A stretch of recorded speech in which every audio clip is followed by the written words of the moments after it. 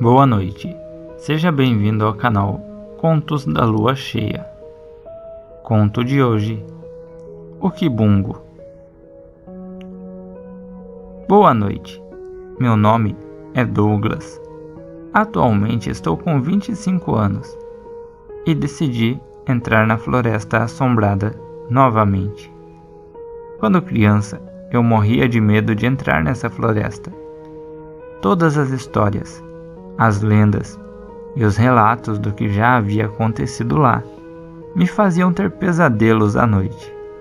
Meu avô sempre me contava essas histórias antes de eu dormir, o que só me deixava ainda mais assustado. Segundo conta meu avô, existe um ser amaldiçoado naquela floresta. Ele diz que é o Kibungo, um ser medonho que ataca crianças e mulheres, mas que se acovarda contra um homem. Vou contar a história nas palavras do próprio velho. Naquela época, eu tinha uns 20 e poucos anos. Havia casado com sua avó há pouco tempo e fomos visitar um conhecido nosso, chamado Seu Raimundo. Ele mora do outro lado da floresta. Era de tardezinha, quando a esposa dele, falecida Emília, convidou a sua avó para saírem colher algumas laranjas, não muito longe dali. As duas entraram pouca coisa na floresta, até chegar ao pé de laranjeira, e poucos minutos depois que elas saíram, eu ouvi os gritos de sua avó pedindo por ajuda. Não pensei duas vezes antes de sair correndo, e quando cheguei lá, eu vi aquela criatura horrenda. Ele era muito grande, bem mais alto que eu, e isso que eu tenho 1,85 de altura. As pernas traseiras do monstro eram maiores que as da frente. Sua cara era como a de um cachorro muito feio, com olhos vermelhos e orelhas pontudas. Aquela criatura era um pouco corcunda, mas o mais aterrorizante é que ela possuía uma boca enorme nas suas costas. Aquela boca ocupa boa parte das costas do bicho. O único pensamento em minha cabeça era proteger a minha esposa. Corri na direção do monstro e puxei o meu facão que estava na bainha. Foi preciso apenas um único golpe em uma das patas dianteiras do bicho, para ele sair correndo e desaparecer no meio da floresta. Quando perguntei ao Raimundo que desgraça era aquela, ele contou uma história.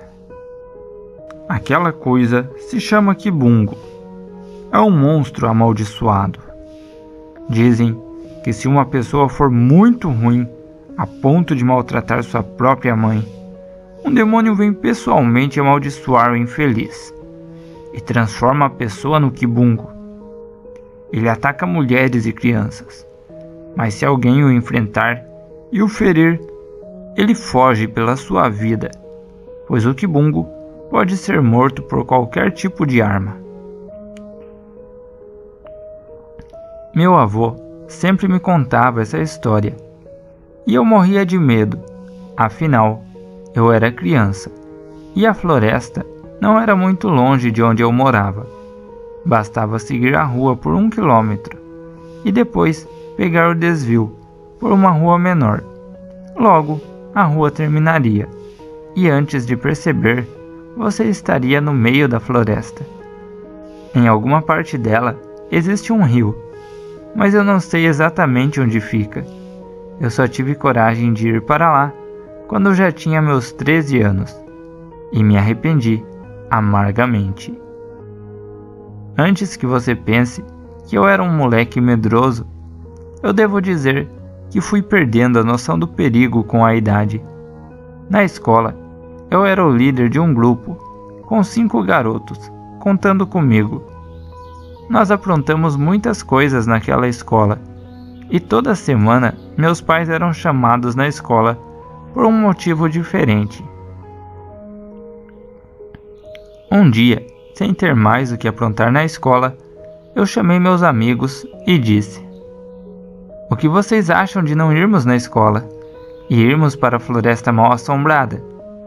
Nesses últimos dias está muito calor e lá pro meio da floresta tem um rio. Vai ser uma aventura e tanto." Todo mundo se empolgou com a ideia, menos o João. Ele era o mais medroso da turma e não quis ir de jeito nenhum. Então fomos sem ele. Nós combinamos o dia e o local para nos encontrarmos. Era uma sexta-feira 13, um dia bem simbólico para ir até uma floresta assombrada. Passaríamos a tarde na floresta, mas teríamos de voltar antes do sinal da escola tocar. Fomos todos de bicicleta. Nos encontramos na encruzilhada da estrada que vai para a floresta. Levou uns 20 minutos até todos chegarem lá. Eu fui o primeiro a chegar e fui na frente guiando o grupo, mas eu também não sabia direito para onde estávamos indo. Seguimos na direção da floresta. Eu, Gabriel, Nicolau e José. No início foi fácil, mas à medida que entramos na floresta, o caminho ficou mais difícil. Eram muitas árvores, mato e raízes, mas ainda era possível seguir de bicicleta. E assim, nós fomos. Até que 30 minutos depois, nós chegamos ao tão desejado rio. Estava muito calor, uns 35 graus, e eu não perdi tempo. Deixei a bicicleta encostada em um pé de pinheiro e me joguei na água. A água estava fresquinha e a sensação de resfriar o corpo quente depois de meia hora pedalando foi ótima. Logo, os outros meninos seguiram o meu exemplo e também se jogaram na água. Passamos a tarde toda lá e nem vimos o tempo passando. Todos perdemos a noção do tempo e depois de horas, Gabriel foi ver a hora, no único relógio que tínhamos. Ele saiu da água e foi em direção ao pé de pinheiro. Mas quando chegou perto da árvore, o menino deu um grito de pavor. Todos nós voltamos nossos olhos para a direção dele e vimos ele tremendo igual vara verde. Tentamos ver o porquê de tamanha tremedeira e foi aí que vimos aquela criatura. O bicho estava atrás do pé de pinheiro. Aquilo era exatamente como na história de meu avô. Eu não tive dúvidas que aquilo era o quibungo. A boca do monstro ocupava boa parte das suas costas, e em apenas um movimento rápido, o Gabriel foi pego com uma de suas mãos e foi arremessado 2 metros para cima e engolido vivo em poucos segundos. Naquele momento, o desespero foi total. Todos atravessamos para o outro lado do rio e corremos para o meio das árvores, enquanto a criatura ficava lá, andando de um lado para o outro e fazendo um barulho tão diferente de qualquer coisa que eu já ouvi que nem sei como descrever. Todos estávamos em completo pânico. Lembrei da história do meu avô. O seu Raimundo morava depois da floresta assombrada, depois do rio. Chamei os meus amigos para que eles me seguissem, embora eu não soubesse exatamente onde era a casa do seu Raimundo. Ainda era melhor arriscar achar a casa dele do que voltar para trás e encarar aquela criatura. Não levou muito tempo, até que passamos por uma laranjeira. Isso me deu esperança de que estaríamos perto, e realmente estávamos. A uma distância de uns 100 metros, estava uma casa simples, toda de madeira, com as portas e as janelas abertas. Eu ia entrar direto na casa, mas seu Raimundo já havia notado a nossa presença. Assim que chegamos, o velho saiu para fora de casa com um semblante sério e perguntou o que queríamos. Eu expliquei quem era meu avô e contei o que havia acontecido com a gente. Foi então que o velho nos convidou para entrar. A casa dele tinha apenas um fogão a lenha e alguns móveis antigos. Perguntei se ele tinha alguma arma, mas ele respondeu que não. E então começou a falar. A criatura que vocês viram é o Kibungo. Se vocês chegaram até aqui, é porque seu avô já deve ter te contado sobre o monstro. Não se preocupem, ele não invade casas. Já vi ele rondando aqui várias vezes, mas aqui ele nunca entrou. Ele só ataca mulheres, crianças e aqueles que ele julga fácil de matar. Infelizmente, minha esposa também foi morta por essa criatura. Eu mesmo já fui atrás do monstro várias e várias vezes, mas ele é muito rápido para fugir, e eu já estou velho. Se não matei ele em minha juventude, não é agora que vou conseguir matar. Vocês estão seguros aqui, mas o sol já está se pondo. Amanhã, durante o dia, eu levo vocês de volta para suas casas. Nós agradecemos, mas eu ainda não estava me sentindo seguro. Algo naquele lugar parecia errado. Como um cara velho como ele morava sozinho na floresta, sem ser atacado? E como a criatura matou sua esposa, mas o homem não tem uma única arma em casa? Esses pensamentos estavam me deixando inquieto. Para minha felicidade, por volta das 18 horas, meu avô apareceu na casa do seu Raimundo. O velho estava montado em seu cavalo baio e estava com uma expressão de raiva e preocupação em seu rosto. Ele olhou feio para o seu Raimundo e então chamou todos nós para irmos embora. Nós explicamos o que tinha acontecido, mas o velho insistiu dizendo que voltaríamos para casa, seguindo a rua que sai nos fundos da propriedade de seu Raimundo, e que aquela rua fazia o contorno ao redor da floresta. E mesmo o caminho sendo mais longo, era o caminho mais seguro. Todos nós concordamos, e mesmo morrendo de medo, saímos da casa e fomos em direção a uma velha estrada na parte de trás da propriedade do seu Raimundo. Nós seguimos por apenas alguns metros e ouvimos um assobio muito alto. Todos olhamos para trás assustados e vimos seu Raimundo assobiando. Eu não estava entendendo nada. E foi aí que o homem pegou uma pedra no chão, tirou o estilingue do seu pescoço e disparou no cavalo do meu avô.